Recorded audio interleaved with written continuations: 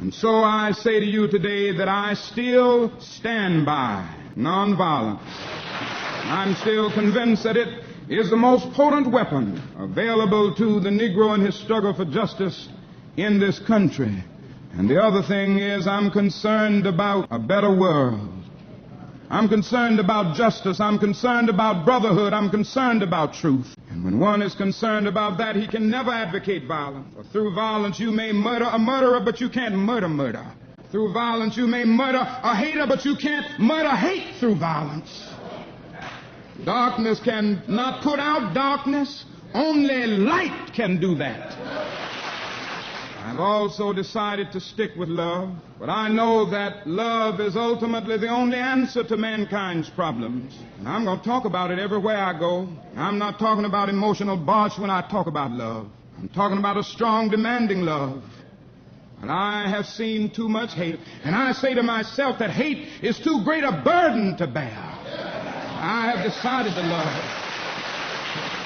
Because John was right, God is love. He who hates does not know God, but he who loves has the key that unlocks the door to the meaning of ultimate reality. Now, I want to say to you, as we talk about where do we go from here, there are 40 million poor people here. And one day we must ask the question, why are there 40 million poor people in America? And when you begin to ask that question, you're raising a question about the economic system, about a broader distribution of wealth. When you ask that question, you begin to question the capitalistic economy.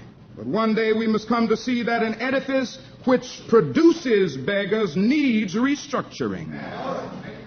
Now, don't think you have me in a bind today. I'm not talking about communism.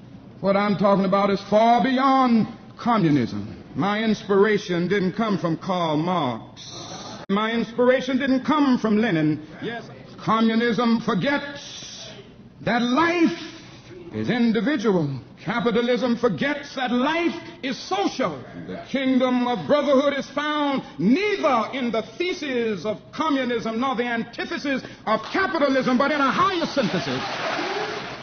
Now, when I say question in the whole society, it means ultimately coming to see that the problem of racism, the problem of economic exploitation, and the problem of war are all tied together.